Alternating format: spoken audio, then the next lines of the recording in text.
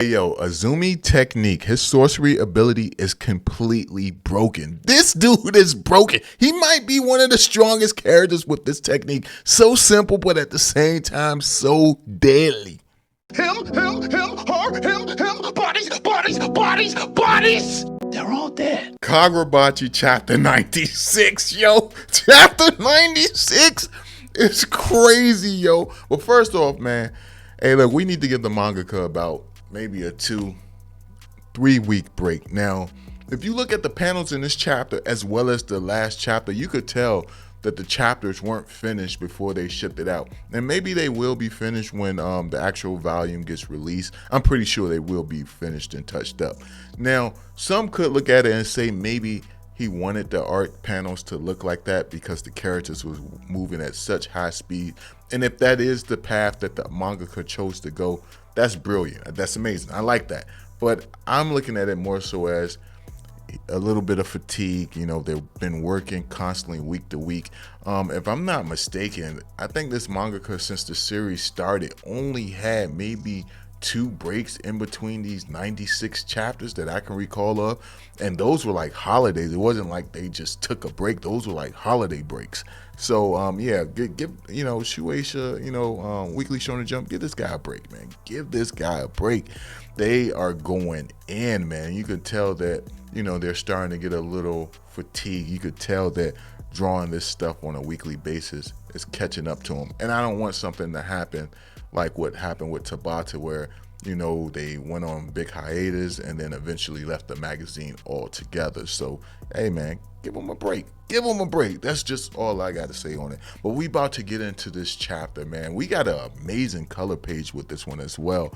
The fact that they took out the time to do this color page, and I believe this is to celebrate the anniversary of the series.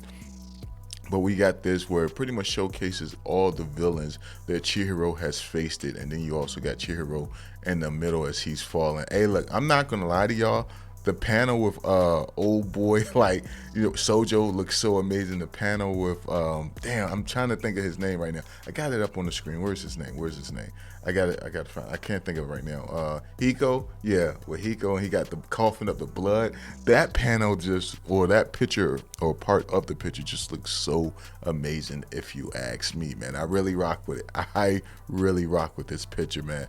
Honestly, man, I probably would have used this as a thumbnail if I didn't already have it a thumbnail commission for this chapter that we're about to dive into.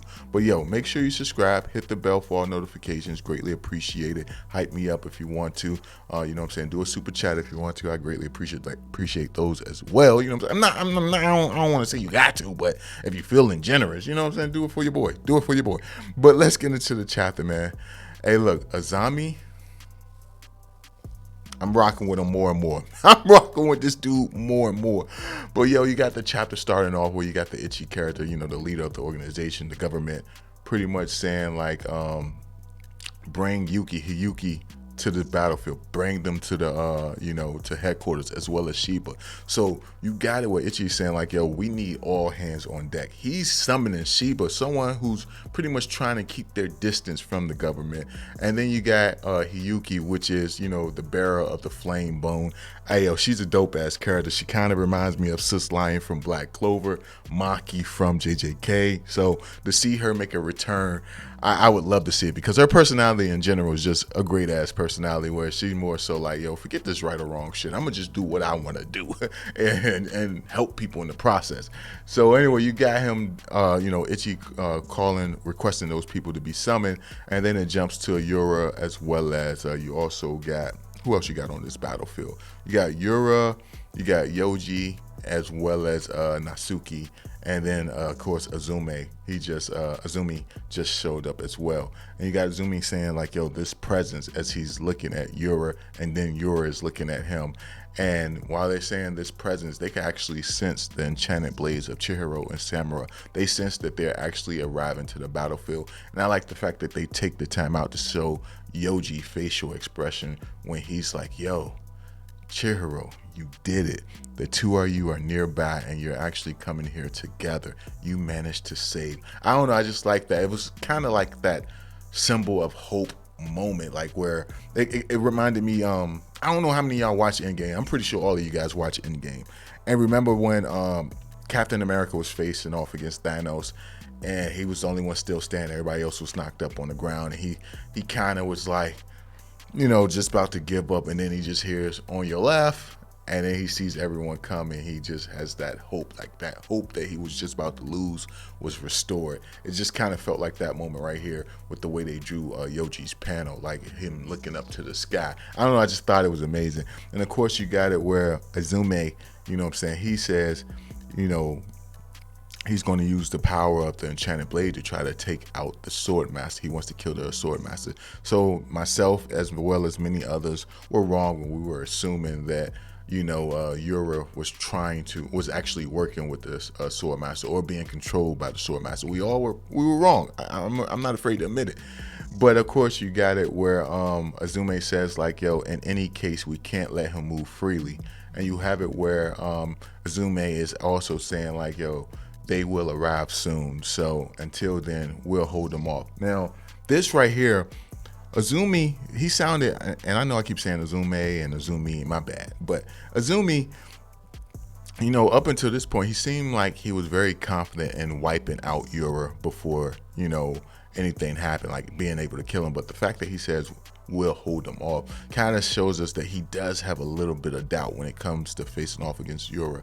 And then you got it where, your boy Yoji is bearing witness to what Yura is actually doing using the power of the enchanted blade. And keep in mind, this man isn't even really using the enchanted blade. He's using, like, I guess, trinkets or droplings of the power from that enchanted blade, which is crazy. And then you got it where Yoji yells out to Azumi, like, yo, he calls out his name. Of course, Azumi replies by saying, yeah, I got it. Then Yoji calls out Natsuki's name as well. And Natsuki says like, yo, I'm not dumb. And you have it where your boy Azumi, he flips a coin in the air. You have it where it looks like a little bit of energy is flowing around these coins that he flicks. He flicks 2 of them. And of course, Yura saying like, sorcery? A coin? Are we gambling? Okay, I like it. Let's do it. And of course, you got it where Azumi's thinking to himself, that's Yura. He's the leader, and he's also the one behind the death of Chihiro's father. And he's like, I'm not surprised, but it's nothing that risky. And he says, that's the man that's behind his death. And you have it where within an instant, your boy Azumi disappears. This shit look crazy. He instantly disappears, and then he pops up behind your boy Yura. And then you got Natsuki as well as Yoji going in from the front to attack Yura. And you got it where all 3 of them are about to clash against Yura. And then it jumps back to Ichi, and Ichi saying like, yo, he can sense the presence of Chihiro and Samura, both of their enchanted blades above, but why haven't they came to us right away? With Samura's ability to teleport, it should be easy for him to get to him right away. And then that's when the Ichi dude realized, he was like, yo, they can't get through. It's some type of barrier. And you have it where he looks at the traitor and says like, yo, you did something to the barrier, didn't you? And you have it where he's smiling. I feel like someone needs to just wipe out this traitor. I imagine there's going to be a point in this chapter, or not this chapter, but this arc, where someone just walks up to him while he's laughing and boasting, and they're going to finish him off. Probably Azumi. Probably so. But you got it where Ichi says like, yo, did they modify the barrier to prevent, Chihiro as well as Samura from entering? Is that even possible? He was like, the original settings for this sorcerer was to keep anyone who wasn't part of the government from actually getting in. And he was like, yo, even if this does manage to work, even if this barrier is keeping them out, it won't be but so long before Samura himself figures out a way to break through it. And then you have it where he says like a few minutes at most. And then the trader goes to say, yo, but everything hinges on a few minutes. And in this type of situation, a few minutes is everything. And of course, it jumps to the battle between everyone else that's going on. Yura, as well as Yoji, Natsuki, as well as Azumi, as their battle is going on. And he's like, yo, the sorcerers here are pretty much defenseless. You know that, And with the power of the enchanted blade, a few minutes is plenty of time. Next thing you know, they show a panel of your boy Natsuki as well as Yoji, both knocked unconscious into the rubble.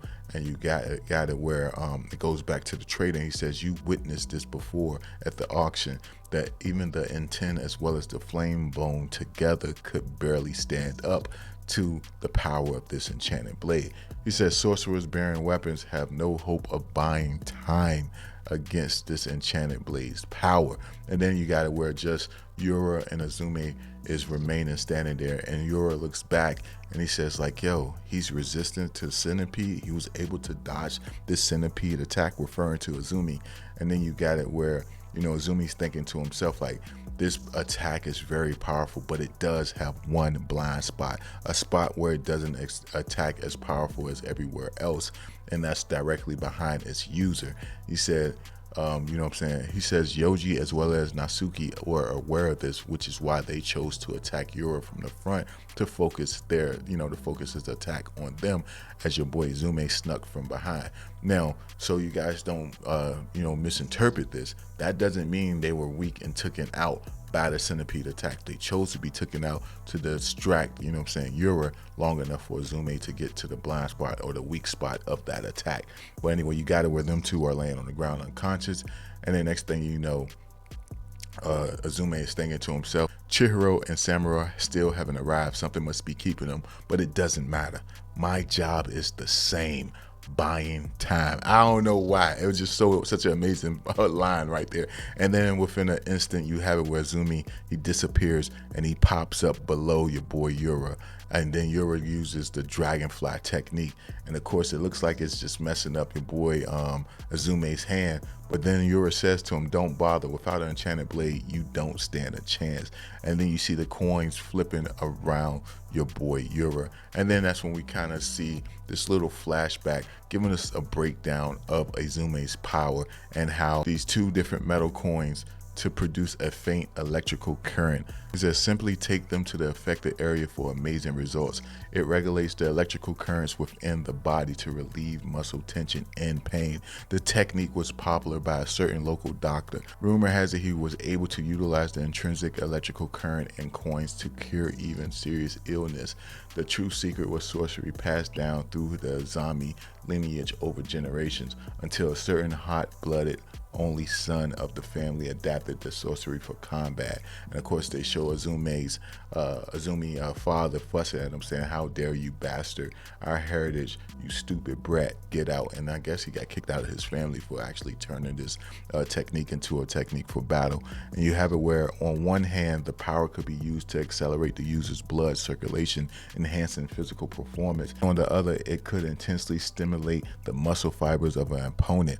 Ooh, that's dope. Yo, that shit kind of broken on the low. Pretty much you could slow down and weaken your opponents and at the same time increase your strength. I kind of like that. But you see all these coins floating around in the air around Yura, and it's pretty much causing his muscles to rupture from within, and he's getting beat the hell up from this, man. And then you got it where Yura saying like, yo, so he wasn't bluffing when he pretended that he was unarmed. His sorcery is his true strength. And then you got it where Yura saying, is it all he can do? And then your boy Azumi says, don't worry, actually my real strength is in my fist. And I imagine it's using those coins to enhance his performance. And you got it where he punches the hell out of Yura, and it looked like it causes major damage. Now keep in mind, your boy Azumi hand is broken from that dragonfly attack, and you got it where your boy Yura is looking at him like, yo, he did this much damage to me with a broken arm. So this is with a broken arm. Imagine if his arm wasn't broken. And then you got it where Azumi says like, yo, you good with this? Chilling out here with us for so long, meaning the time that he was trying to use to get to the sword master is being wasted because he's engaged in battle with these guys. And of course you have it where Yoji is watching from afar, and Azumi is proving himself to be far stronger than any character that we've seen so far in the series. His technique is completely broken, where it slows down and weakens his opponent, and at the same time increase his speed and strength for himself. This is such a broken technique, very simple, but at the same time very dangerous. Man, yo, this shit got me excited for the next chapter. I want to see what happens next. Granted, I really want the next chapter, but at the same time, I really want the mangaka to get a break. I don't know what to go for, but let me know y'all thoughts on this chapter down below, and I will catch y'all in the next one, man. Peace.